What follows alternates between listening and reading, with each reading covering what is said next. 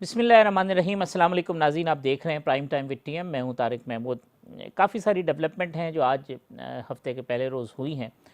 Supreme court में जो सदारती reference है ओपन बैलेट के हवाले से सेनेट के, उसके ऊपर हुई है, नोटिस जारी हुए हैं और साथ साथ सुप्रीम कोर्ट ने कहा है कि वो इस हवाले से इस बात को मुश्तहर करें कि कोई और पार्टी भी जो है इसमें अगर अपना पॉइंट ऑफ व्यू देना चाहती है, अपनी मारूज़ात पेश करना चाहती है तो उनको वेलकम करेंगे। 11 तारीख तक ये मामला चला गया। साथ साथ जो करक में वाक़या हुआ था, कमीशन बना था, उसकी रिपोर्ट भी सुप्रीम कोर्ट में जमा हुई है। उसके अंदर भी बहुत सारी चीज़ें हैं। बलूचिस्तान के अंदर एक बड़ा अंदोनाक वाक़या हुआ मच के अंदर, जिस तरह से बेदर्दी के साथ मासूम अफराद को निशाना बनाया गया। वफाकी वज़ीर दाखिला शेख रशीद अहमद साहब को लगभग 36-37 घंटे के बाद रवाना हुए हैं और अब कोयटा पहुँचे हैं। इस वक्त मुजाहिरीन जो है वो दुहाइयाँ दे रहे हैं, धरना दिए बैठे हैं कि उनके साथ जो जुल्म है आखिर उन्हें इंसाफ मिलेगा भी या नहीं मिलेगा।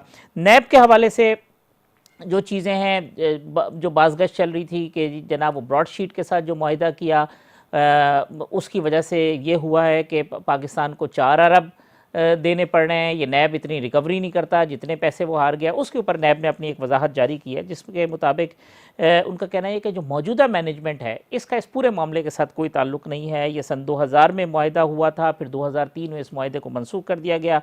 ये लीगल बैटल है जो चलती रही थी और उस लीगल बैटल के अंदर जो मौजूदा इंतज़ामिया है वो ये कहती है हमने तो कोशिश की और हमारी कोशिशों की वजह से बहुत सारी चीज़ें ठीक हुई हैं, इसका मलबा भी हम पर डाला जा रहा है, हमारा इससे कोई ताल्लुक़ नहीं है। साथ साथ पीडीएम का जो सरबराही इजलास था उसके फैसले सामने आए। अगरचे भावलपुर में रैली हुई है और उसके ऊपर भी जो हमारी वफाकी वज़रा हैं वो कहते हैं कि मरीम साहिबा जनूबी पंजाब के एहसास से महरूमी की बात कर रही हैं, मगर जनूबी पंजाब को जो महरूमी है वो मिली किसकी वजह से है, हम तो अब हुकूमत के अंदर आए हैं। साथ साथ शाह महमूद साहब ने कहा कि इस्टेब्लिशमेंट ने हमेशा मुंतखब हुकूमत का साथ दिया है और जो रियासत के मफादात है उसको मलूज़ खातिर रखा। तो बहुत सारी चीज़ें हैं जिसके ऊपर आज के प्रोग्राम के अंदर गुफ्तगू करेंगे। मेरे साथ मौजूद हैं पाकिस्तान तहरीक इंसाफ के रुकन कौमी असम्बली मोहतरम जनाब डॉक्टर रमेश कुमार साहब।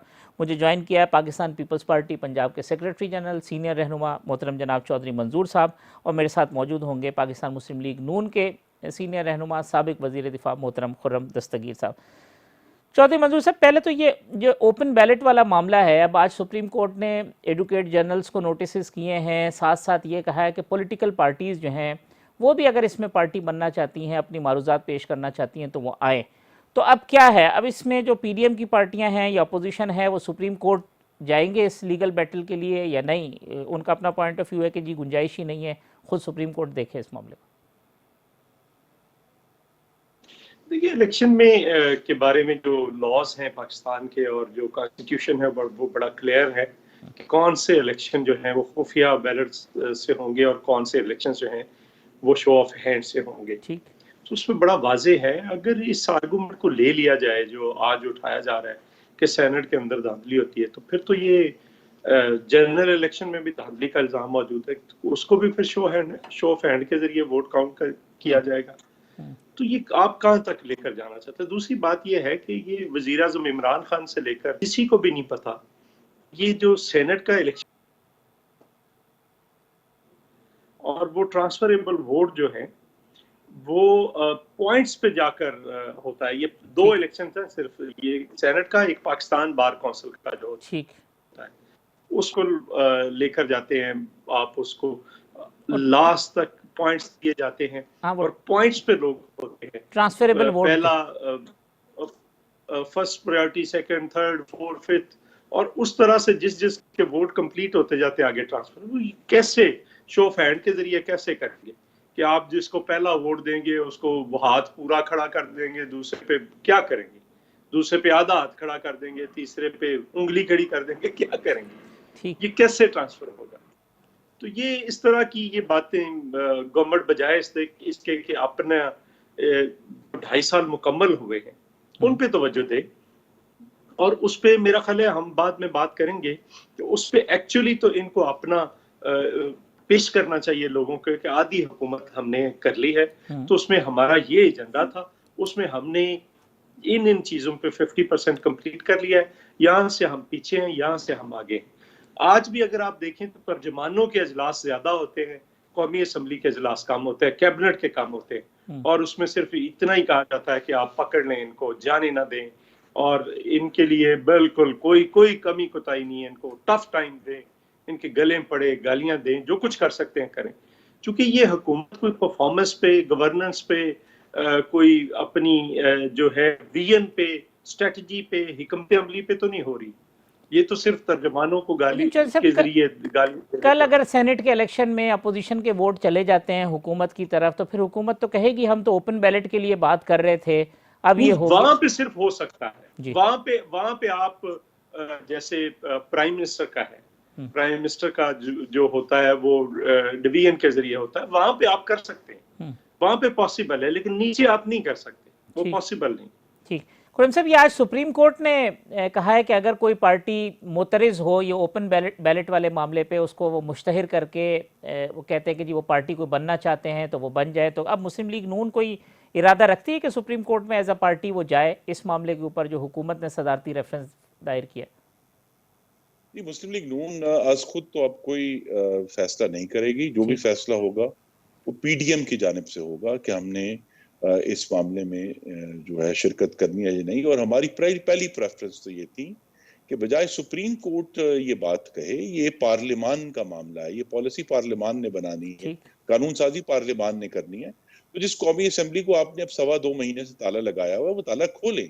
आज सेनेट अगर सेशन में वो 20 वर्षीय का ऑपोजिशन ने रिक्वेजिशन किया है इजलास, हुकूमत पार्लियामान का ताला खोलने के लिए तैयार नहीं है। ये बातें पार्लियामान में बैठकर होने वाली है। सुप्रीम कोर्ट जरूर अपनी डायरेक्शन दे सकता है या गुफ्तगू कर सकता है, लेकिन हुकूमत जो है वो पार्लियामान से मफरूर है, वो हाकमियत से भी मफरूर है। और इसी वजह से हम देख रहे हैं कि इस किस्म के डेडलॉक्स पैदा होते हैं कि ऐन जब अब चंद हफ्ते से भी कम रह गए हैं, हुकूमत को ये ख्याल आया और सुप्रीम कोर्ट के पास ये रेफरेंस गया है, तो हमारी पहली जो तरजीह होगी वो ये होगी कि ये इशू पार्लियामान में आए और पार्लियामान में कानून साजी की सूरत में आए, प्रेस के सामने बयानात की सूरत में ना आए। हमारे सामने मतन रखें कि जी ये मुसवदा है कानून का जो हम तब्दील करना चाहते हैं, और उसके मुताबिक फिर हम अपनी राय देंगे। तो खुर्रम साहब, ये जो कहते थे हुकूमत से बात नहीं होगी, तो अब ये हम कह सकते हैं कि हुकूमत ने जो बात करनी है वो पार्लियामान के अंदर करे और वो कानून साजी की शक्ल में करे, किसी और तरीके से बात नहीं होगी, लेकिन पार्लियामेंट के अंदर हुकूमत और अपोजिशन दोनों के मामलात खुले हैं।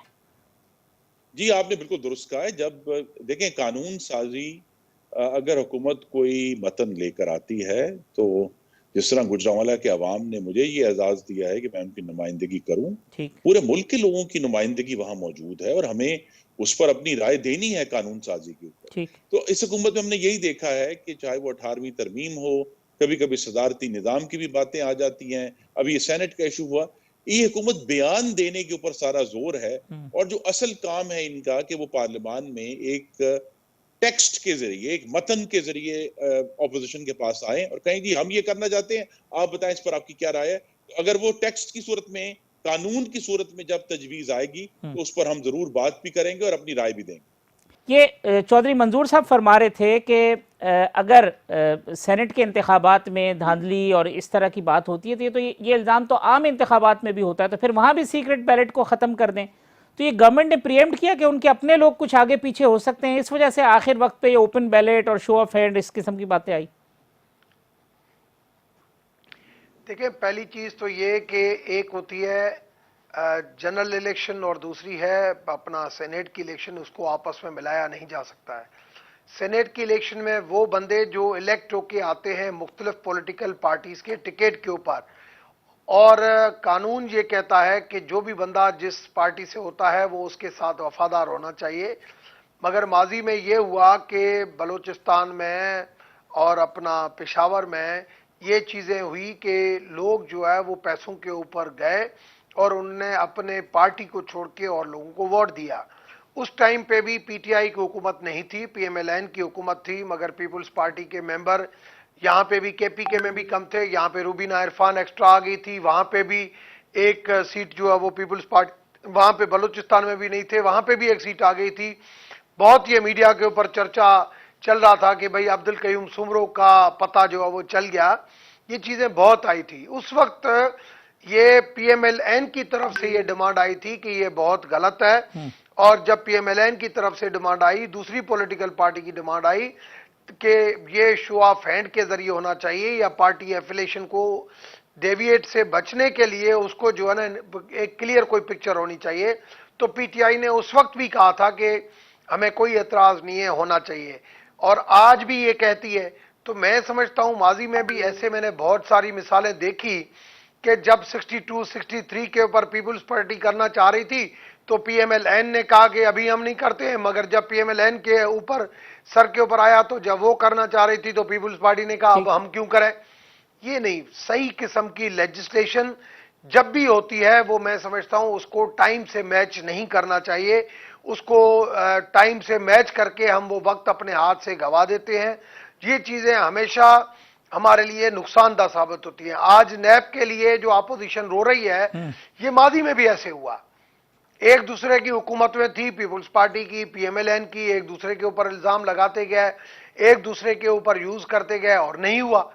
जितने केस जिसके भी बने हुए हैं पीपुल्स पार्टी के खिलाफ पीएमएलएन के दौर के बने हुए हैं, पीएमएलएन के केस जो है वो पीपुल्स पार्टी के दौर में बने हुए हैं। पीटीआई ने तो अभी बनाए नहीं है, कोई मुश्किल से अभी बनाए।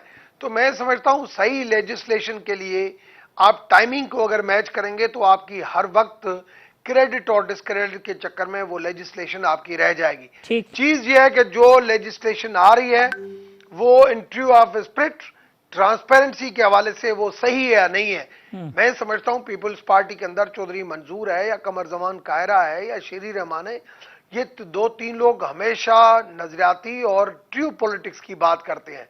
तो कम से कम चौधरी मंजूर साहब को जो है वो इस हवाले से अपने क्लियर व्यूज देने चाहिए कि इसके लिए क्या होना चाहिए, क्या नहीं होना चाहिए। जी चौधरी साहब, क्या होना चाहिए? वो कहते हैं कि माजी में भी ये हुआ कि चूंकि उस वक्त कानून सूट नहीं करता था, वो वक्त गुजार दिया और बाद में कहा कि जनाब ये हमारी गलती थी, जैसे नैब अमेंडमेंट का जिक्र कर रहे हैं। मुझे फिर आवाज नहीं आ रही आपकी। जी, जो जिस तरह से नैब अमेंडमेंट का जिक्र कर रहे हैं डॉक्टर रमेश साहब, मुझे आवाज नहीं आ रही है। नहीं, देखिए दो तीन चीजें हैं जिसको देखने की जरूरत है। पाकिस्तान पीपल्स पार्टी ने हमेशा इन लॉज की मुखालफत इसलिए की है कि ये लॉ तो इस्तेमाल हुए हैं पार्टियों को तोड़ने के लिए, लोगों को तोड़ने के लिए। ये बिल्कुल ठीक है, ये इन कानून को इस्तेमाल किया गया। हमने उस वक्त कहा था, डॉक्टर साहब है कि हमने उस वक्त कहा था कि लॉज हम अमेंड कर लें, लेकिन उस वक्त पीएमएलएन नहीं मानी। लेकिन जब ये नहीं है कि उन्होंने हमें कहा और हम नहीं माने, हम ये समझते हैं ये ऐसे सुकम है, ये ऐसी चीजें हैं जो लोगों के बाजू मरोड़ने के लिए इनको ठीक होना चाहिए था, कल भी होना चाहिए था। दूसरा, पाकिस्तान पीपल्स पार्टी ये चाहती है कि ऐसा कानून हो जो अक्रॉस द बोर्ड हो, वो जर्नलों के लिए, जजेस के लिए, पॉलिटिशियंस के लिए, ब्यूरोक्रेट्स के लिए, जर्नलिस्ट के लिए, तमाम मकतबा फिक्र के लोगों के लिए एक कानून होना चाहिए जिसको एक छत के तले सारों को देखे कि किसके एसेट बियॉन्ड मीन्स हैं, किसने करप्शन की है, किसने नहीं की है। क्योंकि करप्शन तो मौजूद है। करप्शन का तो एंटी करप्शन लॉ तो 1947 में मार्च में आया था, और ये जो अंग्रेज गया यहाँ से वो 1947 अगस्त के अंदर गया। तो ये बहरहाल एक तब से लेकर आज तक मुख्तलिफ हुकूमतों ने कहा कि हम करप्शन को खत्म करेंगे, लॉस लेकर आएंगे, लेकिन वो पॉलिटिकल विक्टिमाइजेशन के लिए इस्तेमाल हुए, उसका कोई ठीक इस्तेमाल ना हो सका। जैसे मसलन नैब की हिरासत का कानून है जी, तो आप जिसको मर्जी जब मर्जी पकड़ लें, जिसको मर्जी ना पकड़ लें। एक को इंक्वायरी की स्टेज पर, एक को इन्वेस्टिगेशन की स्टेज पर, एक को रेफरेंस की स्टेज पर, एक को रेफरेंस फाइल करके पकड़ ले और एक को रेफरेंस फाइल करके भी ना पकड़े। तो ये नहीं होना चाहिए। ये सारी दुनिया के अंदर ये इख्तियार जो है ये अदालत के पास होता है कि आप अदालत के सामने को सबूत लेकर जाते हैं। अगर ऐसे सबूत मौजूद हो जिसमें फर्दर इंक्वायरी की जरूरत हो तो अदालत अरेस्ट का ऑर्डर दे देती है, वरना वो कहती है कि नहीं, आप इंक्वायरी जारी रखें। तो ये पाकिस्तान के अंदर ये बड़ा ड्रैकोनियन लॉ है, तो इसको हम चाहते हैं। लेकिन ये देखिए, ये एक बहुत छोटा सा पहलू है। हम सारी बहस फिर नैब पे ले आते हैं। नैब के अलावा एक्चुअल जो लोगों के इश्यूज हैं वो महंगाई है, बेरोजगारी है, इस हुकूमत की मुईशत है, इस मुल्क की ज़राअत है, इस मुल्क की सनत है, इस मुल्क का बहुत खारजा पॉलिसी है, दाखिला पॉलिसी है, नेशनल एक्शन प्लान है। ये कल फिर 11 कत्ल हुए हैं और फिरका वराना बुनियादों पर हुए। इस्लामाबाद के अंदर वजीर दाखिला की नाक के नीचे रात को 22 साल जिदोजहद के बाद 22 साल नौजवान को 22 गोलियां मारी गई। तो ये, और वो भी अपने पीटीआई के नौजवान को मारा। सही। तो ये चीजें हैं जिन पे असल में बात करनी चाहिए। वो एक पहलू है। जहां तक सेनेट के इलेक्शन की बात है, मैं ये कह रहा हूँ कि मैं सेनेट का जो चेयरमैन, डिप्टी चेयरमैन है, उसका हामी हूं मैं भी। लेकिन जो नीचे है वो ट्रांसफरेबल वोट है, वो नहीं हो सकता। सही। उसका कोई ये बताएं ये कैसे हो सकता। ठीक है, मैं यहाँ एक वक्फा ले लेता हूँ, वक्फे के बाद आते हैं तो तीनों मेहमानों से अपनी गुफ्तगू का सिलसिले को जारी रखते हैं।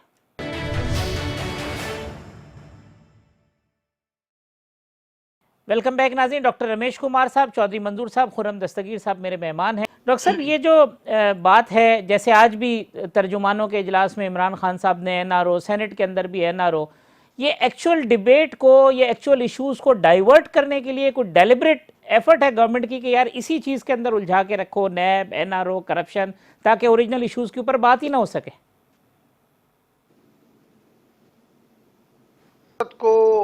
मैं भी समझता हूं, चौधरी मंजूर साहब भी समझते हैं, हम दोनों पुराने हैं। ये टॉपिक को डाइवर्ट करना ये आज का वतीरा नहीं है, ये माजी में चलता आ रहा है। तो ये तो पॉलिटिक्स का हिस्सा बन गया है। जैसे जो हमारे मजहब में, हमारे धर्म में जो पॉलिटिक्स को, सियासत को इबादत कहा जाता था, सियासत को खिदमत कहा जाता था, आजकल सियासत हो गई है अदाकारी। आप यही चीजें थी, एक दूसरे को घसीटते थे, एक दूसरे को गालियां देते थे, मगर आज एक दूसरे के साथ इकट्ठे बैठे हैं।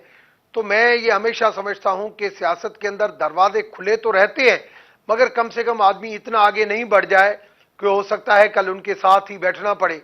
माजी में ऐसे देखा, एमक्यूएम और पीपुल्स पार्टी आपस में इतना आगे बढ़ गई थी, मगर साथ में बैठना पड़ा। अभी भी एमक्यूएम और, चलो एमक्यूएम की जगह पे एमक्यूएम पाकिस्तान हो गई, मगर हमें भी साथ में बैठना पड़ा। तो ये चीजें चलती रहती हैं। मगर मैं समझता हूं कि जो सेनेट के हवाले से चौधरी साहब कह रहे हैं कि ट्रांसफरेबल है, ये है, माजी की अगर स्टेटमेंट्स निकालें, ऐसे नहीं है। फिर भी ये मैटर, अब आज मैं इत्तफाकन से सुप्रीम कोर्ट में था और सुप्रीम कोर्ट ने 11 जनवरी के लिए नोटिस इशू किया है, और वो भी इस चीज को देखेगी कि आया कानून क्या कहता है, क्या इसकी विदाउट कॉन्स्टिट्यूशनल अमेंडमेंट हो सकती है या नहीं हो सकती है। अगर कॉन्स्टिट्यूशनल अमेंडमेंट अगर होगी तो लाजमी है सारी पॉलिटिकल पार्टीज के बगैर ये मुमकिन नहीं हो सकेगा। अगर वो उसकी जरूरत नहीं है तो फिर मैं समझता हूं उसको सही तरीके से डिफाइन सुप्रीम कोर्ट करेगी, तो फिर उसके बारे में जो है वो सही पता चलेगा। मगर इशू, अवामी इश्यूज बहुत हैं। इस वक्त पाकिस्तान की जो सियासत है वो हर पॉलिटिकल पार्टी अपनी चीजों में ऐसे गिरी हुई है, अवामी इश्यूज को हर बंदा, हर पॉलिटिकल पार्टी भूलती जा रही है। ऐसे होना नहीं चाहिए। सफर, मैं आज भी समझता हूं हमारा मुल्क जब तक इंटरनल यूनाइटेड नहीं होगा तब तक जो है ये इंटरनेशनल एजेंडा हमारे मुल्क के अंदर चलती रहेगी, इंटरनेशनल जो इन्फ्लुएंस हमारे मुल्क के अंदर चलता रहेगा।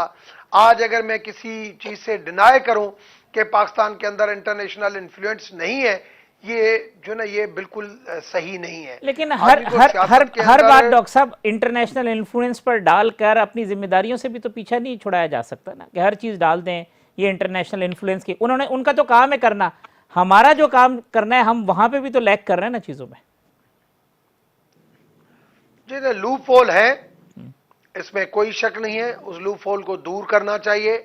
अभी जो कोयटा के अंदर दोबारा एक लहर आई है, या जो इस्लामाबाद में जो पुलिस वाले ने जो बच्चे को मारा है, मैं समझता हूं ये चीजें हमारे लिए बहुत ज्यादा क्वेश्चन मार्क हैं, और हमने तब्दीली का नारा लगाया, हमें बेहतरी की तरफ जाना चाहिए।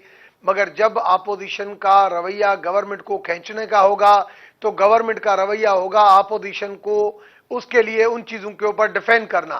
तो आदमी की वर्किंग कैपेसिटी जो होती है वो उन चीजों में कंप्रोमाइज होती है, इशू, ओरिजिनल इशू रह जाते हैं, और मसले जो है वो एज इट इज रह जाते हैं, और हम जो है एक दूसरे के खिलाफ बातों में चले जाते हैं। वक्त आ गया है कि हम नाहल और नालायक, चोर और डाकू, एनआरओ के अल्फाज खत्म करके एक टेबल के ऊपर बैठ के, देर आए दुरुस्त आए, मगर एक टेबल के ऊपर बैठ के अगर हम सही तरीके से लेजिस्लेशन, फॉरेन पॉलिसी, इकोनॉमी, इन इश्यूज के ऊपर पाकिस्तान को इंटरनली हम मजबूत करके अगर हम चलेंगे तो मेरे ख्याल में बेहतर होगा। तो ये तो खान साहब को पहल करनी पड़ जाएगा। इन धरनों से, मैं आपको बताऊं, इन धरनों से, इन रैलियों से, इन लॉन्ग मार्च से हुकूमत को कोई खतरा नहीं है। 5 साल जिस तरीके से पीपुल्स पार्टी ने हुकूमतें चलाई, उसके बाद 5 साल जिस तरीके से नून लीग ने हुकूमत चलाई, उससे आज हालात बेहतर है। अगर वो हुकूमतें एक टेन्यूर पूरा कर गई है तो पाकिस्तान के अंदर अब एक सिमत सेट हो गई है कि अब कम से कम ये तय पाया गया है कि अब इलेक्शनें टाइम पे होंगी और हुकूमतें अपना टेन्योर पूरा करेंगी। खुद से ये डॉक्टर रमेश साहब कह रहे थे कि जब पीपल्स पार्टी की हुकूमत और नून लीग की हुकूमत ने अपने 5 साल पूरे कर लिए तो हम भी 5 साल पूरे कर ही लेंगे, हमारी परफॉर्मेंस तो उनसे बेहतर है। देखिए उनकी राय उनके लिए उनकी हद तक जरूर मुकद्दम है, लेकिन परफॉर्मेंस से भी जुड़ी हुई है इस लेजिटिमेसी के इशू के साथ, यानी जिसे कहूँगा इललेजिटिमेसी जो है कि उनकी एक ऐसी हुकूमत है जिसकी साख पहले दिन से मशकूक है कि इसको लाने के लिए रियासत के सतूनों को गिराना पड़ा, मीडिया को गिराना पड़ा, अदलिया को गिराना पड़ा, एक मुंतखब वज़ीर आज़म को गिराना पड़ा, तभी इस हुकूमत का लाना मुमकिन हुआ। तो इस हुकूमत, लेकिन ये हुकूमत जो है इसके, मैं फिर कहूंगा कि इसका गिराना सिर्फ एक रुकावट है उस हदफ तक पहुंचना। असल मकसद ये है कि पाकिस्तान के अवाम को ये मौका दिया जाए कि वो बगैर किसी प्रेशर के, मतलब जनूबी पंजाब के जो लोग हैं उन पर प्रेशर ना आए कि जी वो अपनी पार्टियां छोड़कर कहीं और चले जाएं, कोई नया महाज बना लें। पाकिस्तान के अवाम को ये मौका दिया जाए और फिर जो अवाम वोट डाले वही वोट बैलेट बॉक्स से बाहर निकलकर हुकूमतें बनाने की बुनियाद बने। कोई मैनिपुलेशन, कोई प्रेशर, कोई दबाव हुकूमतें बनाने की बुनियाद नहीं बनना चाहिए, सिर्फ अवाम की राय मुकद्दम होनी चाहिए। चौधरी साहब वो कहते हैं जब पीपल्स पार्टी की हुकूमत ने 5 साल पूरे कर लिए, नून लीग ने कर लिया, हमारी परफॉर्मेंस उनसे बेहतर है, इसने भी 5 साल पूरे कर ही लेने हैं, चाहे जिस तरह उसमें होता था हर रोज की हुकूमत जारी है। नहीं, देखिए हमने तो इत्तेहादियों के साथ पूरे किए और आपको पता है, हमारे पास, डॉक्टर साहब को भी पता है कि हमारे पास सिर्फ 125 मेंबरान थे। उसके बाद हमने इत्तेहादियों के साथ मिलकर 5 साल पूरे किए और जिस तरीके से किए वो भी सबको मालूम है।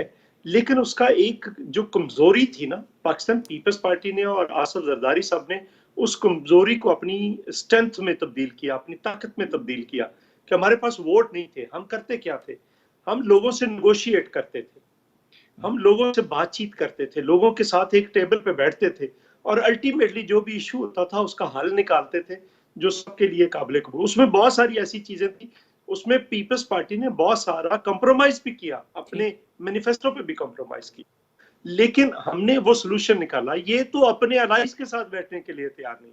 क्या कह रही है आज एमकेएम, क्या कह रही है आज काफली, क्या कह रही है आज इनकी इवन बाप पार्टी जो बलोचिस्तान से है। तो ये तो बिल्कुल कोई मेजॉरिटी नहीं है। और कहाँ पे लिखा है कि एक वजीर आजम आएगा तो वो 5 साल पूरे करेगा? हमारा भी नहीं कर पाया था, PMLN का भी नहीं कर पाया था।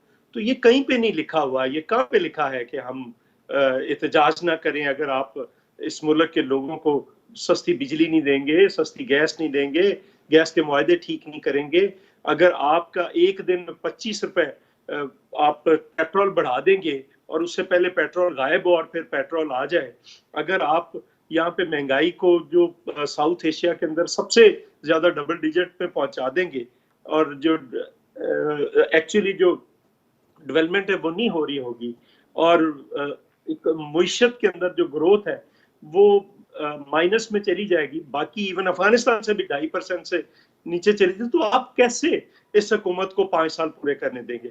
इसका मतलब आपने तबाही करनी, बर्बादी कर देनी है। ये कहते थे 2020 जो है वो नौकरियों का साल होगा।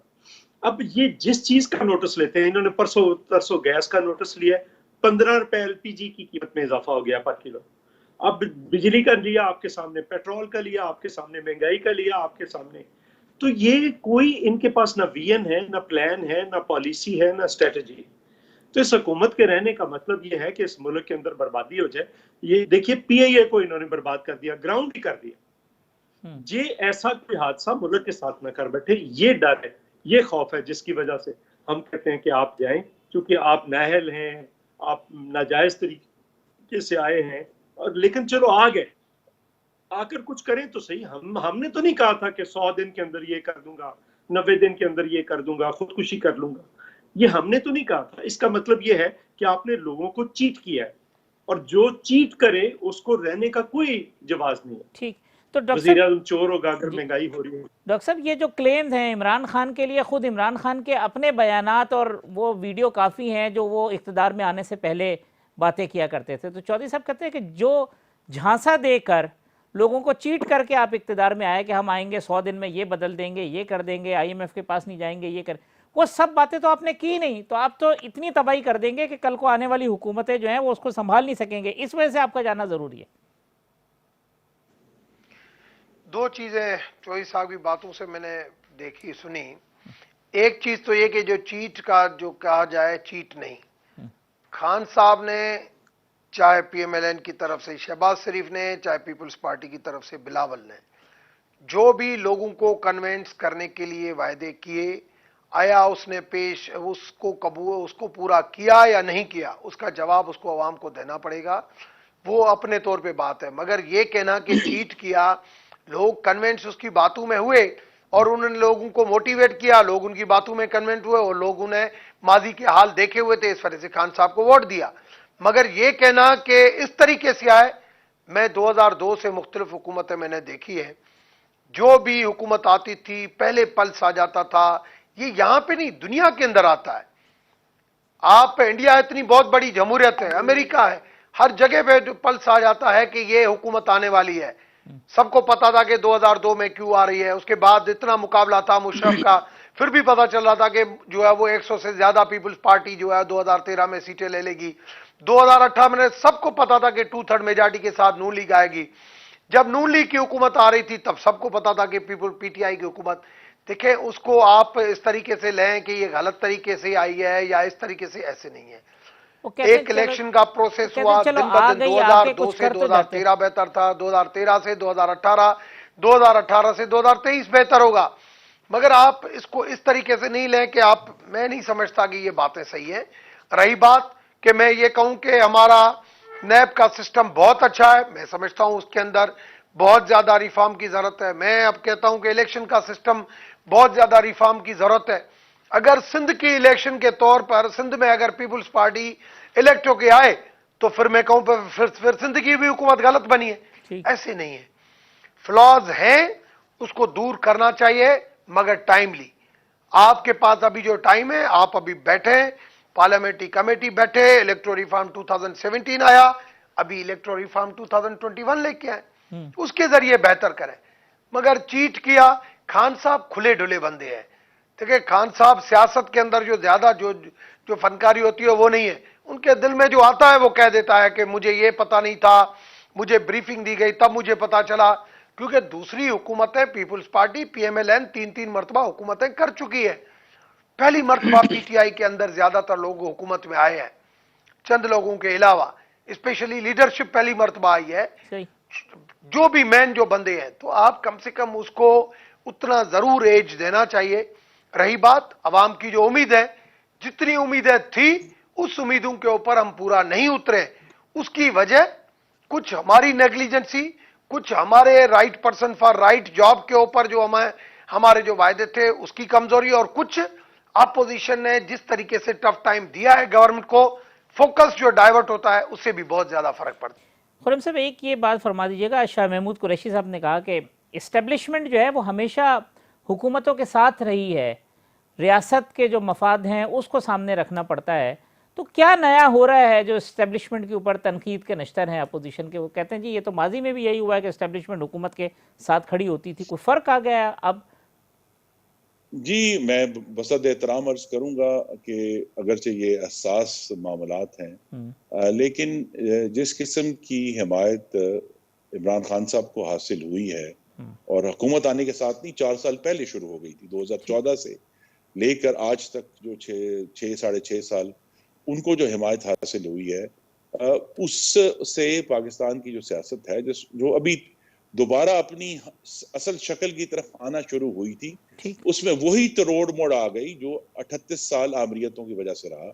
हमने अपनी आंखों से देखा कि किस तरह पहले मीडिया जो है वो उसके ऊपर दबाव आया, फिर अदलिया पर दबाव आया, जिसका नतीजा बिल आखिर एक मुंतखब वज़ीर आज़म की बिल्कुल ही नाजायज और नाइंसाफी पर मबनी डिस्क्वालिफिकेशन की सूरत में निकला। फिर एक ऐसा इलेक्शन हुआ जिसमें मैंडेट चोरी हुआ। तो इसमें अगर हमने आगे बढ़ना है तो इससे सबक सीखना है, और इस वक्त सबसे बड़ा हदफ पीडीएम का जो है, इमरान खान साहब की हुकूमत सिर्फ उस रास्ते में एक रुकावट है, लेकिन असल हदफ ये है कि फौरी तौर पर इस मुल्क में साफ, शफाफ और मावराए आइन मुदाखलत से पाक इंतखाबात हों, ताकि हम फिर आगे बढ़ सकें और 73 साल में जो सौदेबाजियों की और मफादात की और आमरीतों की दलदल है, इससे कदम बाहर निकाल सकें अपनी अगली नस्लों के लिए। चौधरी साहब, क्या नया कर रही है एस्टेब्लिशमेंट जिसके ऊपर मोतरज़ है अपोजिशन कि ये इस हुकूमत के साथ इस तरह से खड़े? नहीं, एस्टेब्लिशमेंट के खास लोगों को तो यही बात करनी चाहिए, लेकिन मैं ये गुजारिश करूं, डॉक्टर साहब ने अभी जो बात की है, देखें बिल्कुल हम ये कहते हैं कि उनका एक आईनी रोल है, उनको अपने आईनी रोल में वापस जाना चाहिए। पार्लियामेंट का एक आईनी रोल है, उसको अपने पार्लियामेंट के रोल में वापस जाना चाहिए। जुडिशरी का अपना है, प्रेस का अपना है, ब्यूरोक्रेसी का अपना है, हर किसी का एक आईनी रोल है। हम क्या डिमांड करें कि आप अपने आईनी रोल में वापस चले, ठीक। ये कौन सी गलत बात है? रही बात ये कि हमायत करती तो हमायत करनी चाहिए, उनका काम नहीं है, लेकिन हमायत नहीं करनी चाहिए। उनको अपने रोल में रहकर वापस चले जाना चाहिए, जो उनका काम है वो उन्हें अपना काम करना चाहिए। ठीक। दूसरी मेरी गुजारिश ये है कि देखें, हम इनको ये कह रहे हैं कि आपका काम था, अब आप कोविड के पीछे छुप रहे हैं, लेकिन आप कुछ नहीं कर पाए। आपने जो टॉल क्लेम्स किए थे, जो झूठे वादे और बुलंदोबाग दावे किए थे, वो आप मान लें कि वो गलत थे। देखिए 2.5 साल के अंदर पहले 2 साल होते हैं जिसके अंदर आपकी डायरेक्शन जो है उसका दुरुस्त सिमत में हो जाता है। तमाम हुकूमतों ने पहले 2 साल के अंदर अपना जो कुछ करना होता है वो कर लेते हैं, उसके बाद तो फायर फाइटिंग करती रहती है। मसलन पीपल्स पार्टी की आखिरी हुकूमत, जरदारी साहब की हुकूमत में देखें, जो 18वीं तरमीम थी 2 साल के अंदर, NFC अवार्ड 2 साल के अंदर, आगाज़ हुकूक बलूचिस्तान 2 साल के अंदर, गिलगित बल्तिस्तान का 2 साल के अंदर, KPK को खैबर पख्तूनख्वा का नाम 2 साल के अंदर, तनख्वाहों में इजाफा 2 साल के अंदर, पेंशन में इजाफा 2 साल के अंदर, एक्सपोर्ट्स के अंदर तरक्की पहले 2 साल के अंदर, फूड सिक्योरिटी पहले 2 साल के अंदर। सो ये पहले 2 साल के अंदर आप लोगों ने क्या किया? बता दें कि ये किया है, जो कुछ किया है, आवाज नहीं है मेरे पास पर आप रहना चाहते हैं, तो ये मुल्क के लिए एक तबाही है, जिसके लिए हम कहते हैं कि अब आपको खुद ही चले जाना चाहिए। ये फरमाइएगा कि जो हुकूमत की परफॉर्मेंस है, क्या उसने इस्टेब्लिशमेंट को भी मुश्किल में डाल दिया है? क्योंकि इस बार इस्टेब्लिशमेंट और गवर्नमेंट जो है वो अटैच हो गए एक साथ, और हुकूमत पर तनकीद जो होती है उसके सारे निश्तर जो है वो इस्टेब्लिशमेंट की तरफ जा रहे हैं। देखिए, अगर इस्टेब्लिशमेंट को पाकिस्तान के अंदर पॉलिटिकल पार्टीज यूज भी करती हैं और उनको टारगेट भी करती हैं, ठीक। आप देखें कि एस्टेब्लिशमेंट जहां जहां पे भी एजेंसियों का रोल, आप लंदन के अंदर क्या MI6 का रोल नहीं है? क्या अमेरिका के अंदर पेंटागन और CIA का रोल नहीं है? क्या इंडिया के अंदर RA का रोल नहीं है? मगर इस तरीके से नहीं होता है जहां जिस तरीके से यहां पे पाकिस्तान के अंदर पॉलिटिकल पार्टीज कभी एक तरफ अपना शाहिद खाकान अब्बासी साहब कहते हैं कि नहीं, इस्टेब्लिशमेंट का रोल नहीं होना चाहिए, दूसरी तरफ कहते हैं उसी प्रोग्राम के अंदर जो करता धरता है वो आए सबको आपस में बिठाएं। भाई आप डेमोक्रेटिक लोग हैं, अगर आप डेमोक्रेटिक पॉलिटिकल पार्टी है तो तरीकेकार ये है कि आप जाएं असेंबली के अंदर नो कॉन्फिडेंस मूव करें। अगर लोग जो है वो पार्टी से खुश नहीं होंगे, लीडरशिप से खुश नहीं होंगे, हर वक्त ये कहा जाता है कि भाई इमरान खान से जो है वो इमरान खान की पार्टी के अपने लोग खुश नहीं है, तो आप मूव करें, आपको पता चल जाएगा कि आया खान साहब के साथ जो लोग हैं वो खुश नहीं है या दूसरी पॉलिटिकल पार्टीज के लोग जो है वो इधर मोटिवेट होते हैं। तो यही तरीकेकार होता है जो इस वक्त हम बात कर रहे हैं कि भाई हमारी इंडिपेंडेंसी है और ये होना चाहिए और सेनेट के, तो ये आपका कॉन्स्टिट्यूशनल राइट है, आप नो कॉन्फिडेंस मूव करें। माजी में भी हुआ है, मोहतरमा मियां साहब वाला वो भी वक्त आपको याद है जिस टाइम पे जो हुआ था, जिस तरीके से लोगों को खरीद किया गया था। ठीक है, यहाँ वक्फा लेते हैं, वक्फे के बाद आते हैं तो फिर तीनों मेहमानों के साथ अपनी डिबेट को कंक्लूड करते हैं।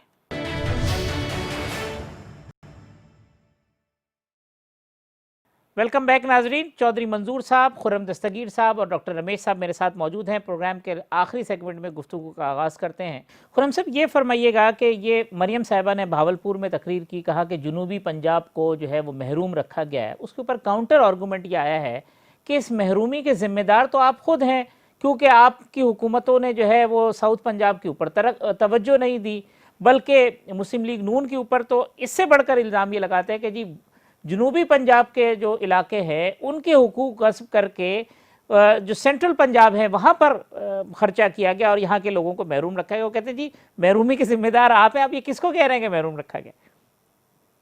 नहीं, देखिए, एक तो महरूमी की बात बीबी ने की है, उन्होंने एक खास पैराए में गुफ्तगू की होगी, लेकिन जो जनूबी पंजाब है, जहाँ जब 10 साल मुस्लिम लीग नून की हुकूमत थी तो चौथे साल से शुरू होकर, यानी 2012 में, अभी सेंटर में पीपल्स पार्टी गवर्नमेंट थी, 12 से लेकर 18 तक जो जनूबी पंजाब का बतौर एक आबादी के हिस्सा बनता था, तकरीबन 1/3, 33%, ठीक, उससे ज्यादा यानी 36% जो है वो हर साल अल्लाह ताला के करम से जनूबी पंजाब को दिया गया। और अगर आप जो लोग जनूबी पंजाब जाते हैं उनसे आप पूछें भी कि जनूबी पंजाब में भी और मगरबी पंजाब जो लिया भक्कर का इलाका है, ठीक, वहां भी पहले के मुकाबले में बहुत ज्यादा इंफ्रास्ट्रक्चर तामीर हुआ है, स्कूल तामीर हुए हैं, अस्पताल तामीर हुए हैं, जो पुराने अस्पताल थे उनको रेनोवेट किया गया है।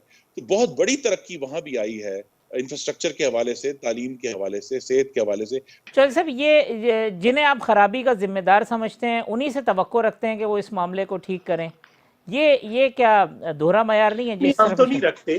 जी। हम तो बिल्कुल नहीं, हम तो बिल्कुल नहीं रखते। पहली बात ये है। दूसरी बात ये है कि देखिए, एक दो बुनियादी चीजों को देखना पड़ेगा। आप मुझे बताएं, ये अभी डॉक्टर साहब ने जिक्र किया, नेशनल एक्शन प्लान पे कितनी मीटिंग्स हुई हैं जिनके अंदर नेशनल सिक्योरिटी के इदारे और पॉलिटिशियंस इकट्ठे बैठे हैं?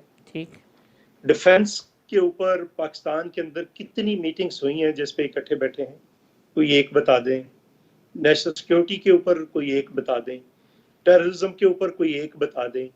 खारजा पॉलिसी पे कोई एक बता दें। कोई एक मीटिंग बता दें जिस पे सारे इकट्ठे बैठे हो। ठीक, कोई नहीं है 2.5 साल के अंदर। रही बात ये कि ये इन्होंने एक नई रट लगानी शुरू कर दी, इशारिये बेहतर हो रहे। कौन सा इशारिया बेहतर हुआ? आपके जो पिछले साल आपने जाली एक फिगर दी थी कि लोगों के टैक्स दहिंदा जो है उनकी रजिस्ट्रेशन बढ़ गई है, इस साल आपकी वो भी उड़ गई है। आपने कहा था 8,000 अरब पहले साल लेकर आना है। पीपल्स पार्टी ने कोई 1,000 अरब की इकोनॉमी ली थी, तो हम कोई तकरीबन 2,100 अरब की इकोनॉमी छोड़कर गए थे। आप बता दें 2.5 साल के अंदर क्या हुआ है। फिर आप बता दें एक्सपोर्ट्स किधर हैं। आपकी रिमिटेंसेस बढ़ रही हैं और उसकी भी एक वजह है, मैं आज आपके प्रोग्राम में बता देता हूँ कि रिमिटेंसेस इसलिए बढ़ रही हैं कि जो लोग बाहर से वापस आ रहे हैं वो सारे अपने कारोबार क्लोज करके वापस आ रहे हैं। ठीक, पहले वो जो कुछ होता था वो मंथली भेजते थे, अब क्लोज करके वापस आ रहे हैं। मेरे जानने वाले सैकड़ों ऐसे लोग हैं जो बाहर जितना भी बिजनेस था उसको क्लोज करके जो कुछ था उनके पास वो लेकर वापस आ। आपकी अगर एक्सपोर्ट्स बढ़ी हैं तो बता दें इतने अरब डॉलर की थी तो अब इतने अरब डॉलर की होगी हैं? कोई नहीं। आपकी अगर फॉरेन इन्वेस्टमेंट बढ़ी है तो वो बता दें कि इतने अरब डॉलर की फॉरेन इन्वेस्टमेंट है। दोनों जगह पे कुछ नहीं। ठीक, तो फिर आपने कर्ज सबसे ज्यादा ले लिया। आपने हर चीज वो कर ली है जो आप नहीं करने आए थे, और जो आप करने आए थे वो उनमें से एक चीज भी नहीं कर सके। तो फिर आपके रहने का जवाब खत्म हो चुका है, इसलिए हम ये बात बार बार कह रहे हैं। डॉक्टर साहब, ये बता दीजिएगा कि ये जो पुलिस की तब्दीली के हवाले से दूसरे मामला थे कि आप आएंगे कल्चर चेंज हो जाएगा पुलिस का, वो तो अब की क्या हुआ? 22 साल लड़के को इस्लामाबाद में गोलियां मार दी जाती हैं, उससे पहले साहिवाल का वाक़या होता है, करक में आप खुद अब विज़िट करके आए हैं, सारी चीज़ें हुई हैं। क्या सेफ्टी सिक्योरिटी बलूचिस्तान के अंदर वो मामला, ये इधर उधर मलबा डाल के निकला तो नहीं जा सकता उसके अंदर से? देखिए, मैं अपनी पार्टियों को जिसमें भी रहता हूँ रिप्रेजेंट ज़रूर करता हूँ, मगर आपको पता है कि मैं गलत चीज़ों को गलत कहता हूँ, सही को सही कहता हूँ। जो बात की गई पुलिस के हवाले से, मैं समझता हूँ पुलिस के हवाले से जो बेहतरी आनी चाहिए थी वो नहीं आई है, उसमें कोई शक नहीं है। चाहे इस्लामाबाद हो चाहे पंजाब हो, वो हालात जो है वो बेहतर डायरेक्शन में नहीं गए हैं, उसमें बेहतरी आनी चाहिए थी। इवन सिंध में भी जो बेहतरी आई थी पहले, अब वहां पे भी नहीं है। हालात कहीं पे भी जो है वो पुलिस के हवाले से वो बेहतर नहीं है, नंबर 1। नंबर दूसरी बात की गई रेमिटेंस के हवाले से। देखें, एक कोविड-19 की वजह से हर जगह पे ये जॉब सैचुरेशन हुई है, इस वजह से लोग भी बिल्कुल आए हैं, मगर कुछ लोग जो है आना जाना जिन लोगों ने छोड़ा है तो उनकी सेविंग बढ़ी है, तो इस वजह से भी लोगों ने पैसा भेजा है। और दूसरी इन्वेस्टमेंट भी जो है वो प्रॉपर्टीज में कुछ हुई है, ऐसे नहीं हुई है। करंट अकाउंट डेफिसिट आपका जो है वो, उसको अगर आप देखें कि इंपोर्ट आपकी कम हुई है, एक्सपोर्ट आपकी बढ़ी है, ये भी आपको कुछ चीजों का फायदा हुआ है, किन चीजों में फायदा नहीं हुआ है। ओवरऑल अगर आप देखें कि इकोनॉमी जो है, ये मैं नहीं कहता कि जो हमारे वायदे थे उस वायदे के मुताबिक आ गई है, नहीं, मगर फिर भी पहले से कम अब बेहतर डायरेक्शन में चल पड़ी है। खुर्रम साहब, जो इकोनॉमी के इंडिकेटर डॉक्टर रमेश साहब ने बताया, वो कहते हैं जी माजी की जो हुकूमतें थी उनसे तो अब बहुत बेहतर डायरेक्शन में चल रहे हैं। इस पे ज़रा आप रोशनी डाल दीजिएगा। जी, मेरे भाई डॉक्टर साहब की अपनी नज़र है, वो उनकी जो सब अच्छा की ऐनक है वो उन्हें अच्छा दिखा रही होगी, लेकिन हकीकत ये है डॉक्टर साहब के पिछले 16 महीनों से अभी दिसंबर के नंबर्स वेरीफाई नहीं हुए, लेकिन 16 महीनों से पाकिस्तान में एशियाई खुर्दनोश की महंगाई डबल डिजिट्स में है, 10% या उससे ज्यादा है। हाईएस्ट पिछले साल जनवरी में गई थी 23%, अभी भी 13% और 17% है। इसका मतलब है कि पाकिस्तान के जो मेहनत कश हैं, गरीब हैं, मजदूर हैं, उनके तो गले काट दिए आपने। सबसे पहले दवाइयां महंगी हुई, फिर आटा महंगा हुआ, फिर चीनी महंगी हुई। अभी इस महीने दिसंबर जो गुजरा है उसमें अचानक इस हुकूमत की जो माफिया सरपरस्ती है वो घी तक पहुंची है, और घी की कीमतें 30 रुपए किलो जो है वो यकमुश्त बढ़ गई। जो कुकिंग ऑयल है वो 17 रुपए लीटर बढ़ गया। तो पाकिस्तान के जो गरीब अवाम है उनके तो गले कट गए हैं इस महंगाई में। उसके बाद अगर बेहतरी यही है कि मुल्क में जो है गैस की कीमतें पिछले हुकूमत के मुकाबले में अब कम से कम 350% बढ़ चुकी हैं और मजीद बढ़ेंगी अभी आगे वाले महीनों में, तो ये इसको तो बेहतरी नहीं कह सकते। बिजली की कीमत जो है वो भी दुगनी से ज्यादा हो चुकी है और अब मजीद बढ़ने जा रही है 25%, इसे तो बेहतरी नहीं कह सकते। अब इनके पास जो वाहिद मयार है, कहते थे कि जी हम इसको ठीक करेंगे, इन्होंने बड़ा इन पिछले 4-5 माह में एक ड्रम बजाया कि जी पाकिस्तान की एक्सपोर्ट बहुत बेहतर हो रही है जी। लेकिन डॉक्टर साहब जब एक्चुअल नंबर्स आए स्टेट बैंक ऑफ पाकिस्तान ने रिलीज किए हैं, तो ये जो माली साल अभी ये चल रहा है उसके पहले 5 माह में जो एक्सपोर्ट्स थी वो पिछले माली साल के मुकाबले में 7% कम थी, नवंबर 30 नवंबर तक। ठीक। तो एक्सपोर्ट्स का जो हाल है वो ठीक है, टेक्सटाइल शायद बेहतर हुआ होगा, बड़ी अच्छी बात है, लेकिन ओवरऑल एक्सपोर्ट्स जो हैं, जो पिछला साल जो कि मुस्लिम लीग नून के पहले साल से जो है भी भयानक था, उससे भी गिर गई हैं इस साल एक्सपोर्ट 7%। तो नंबर्स तो ये कह रहे हैं, नंबर्स ये भी कह रहे हैं कि जिस पे इनको जरूर फिक्र होनी चाहिए लेकिन नहीं है, कि कम अज इस हुकूमत के 28 महीने का जो दौर है उसमें 2 करोड़ पाकिस्तानी खते गुर्बत से नीचे चले गए। यानी जो लोग अपने बच्चों को खाना खिलाने के काबिल थे अब वो काबिल नहीं है। तो एक ही इनकी जो समझते हैं, ये कहते हैं देखिए जी हमने बड़ी कामयाबी हुई है कि जी सीमेंट ज्यादा बिकना शुरू हो गया है।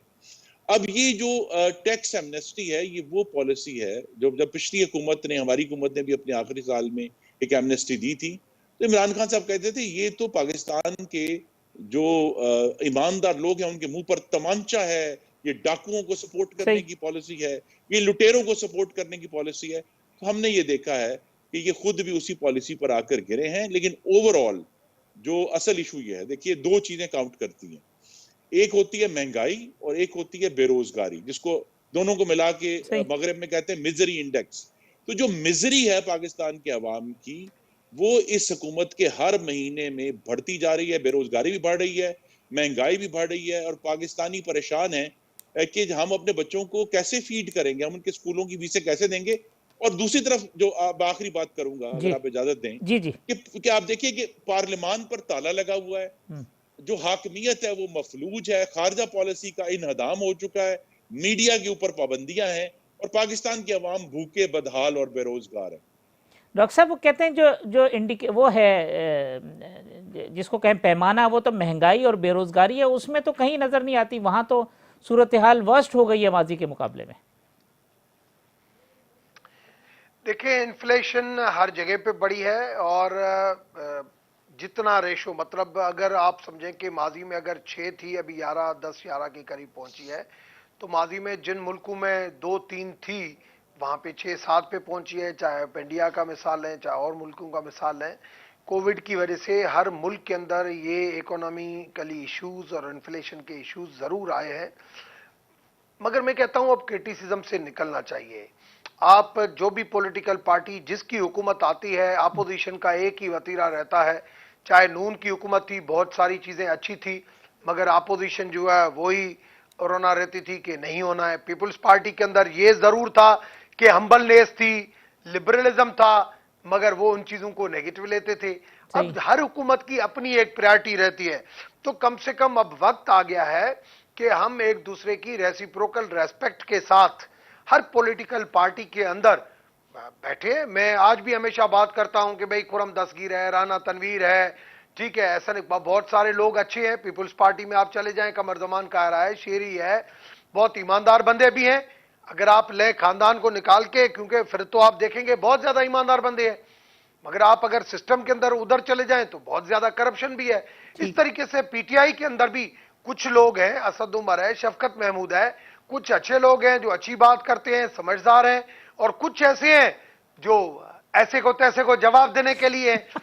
अच्छा खुर्रम साहब, ये एक और ये बात फरमा दीजिएगा कि अब ये जो पीपल्स पार्टी के आर्गूमेंट हैं, चाहे वो लीगल हो और वो पॉलिटिकल आर्गूमेंट है, क्या उससे उन्होंने पीडीएम को कन्विंस कर लिया है कि जो इस्तीफ़ों की टाइमिंग है वो डिले होनी चाहिए और पार्टिसिपेशन होनी चाहिए सेनेट के अंदर, और बाई इलेक्शन जिसका तो अनाउंस हो चुका है, तो ये लीगल और जो पॉलिटिकल आर्गूमेंट थे वो भारी रहे हैं, जिसको हुकूमत जो है वो कोई और नाम दे रही है, चाहे मफादात या सौदेबाजी या कुछ भी, लेकिन आप ये समझते हैं कि इस तरह ही हुआ है?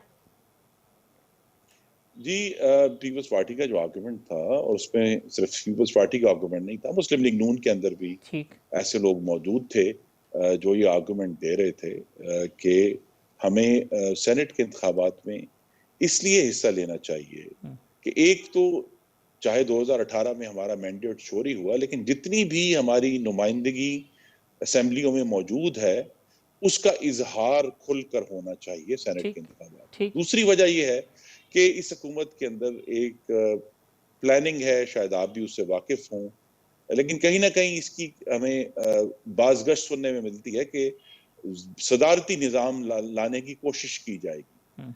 उसका रास्ता रोकने के लिए ज़रूरी है कि सेनेट में हुकूमत को या उसकी जो पार्टियां हैं उनको 2/3 अक्सरियत से रोका जाए। उसके बावजूद हम इंशाल्लाह रोकेंगे, लेकिन मुश्किल होगा, लेकिन कम से कम नंबर्स के लिहाज से एक वाज़े क्लैरिटी से अपोजिशन के नंबर्स जो हैं सेनेट में होने चाहिए, ताकि इस किस्म का अगर कोई एडवेंचर करना चाहते हैं, चाहे वो 18वीं तरमीम का है या सदारती निज़ाम का है, उसका रास्ता रोका जा सके।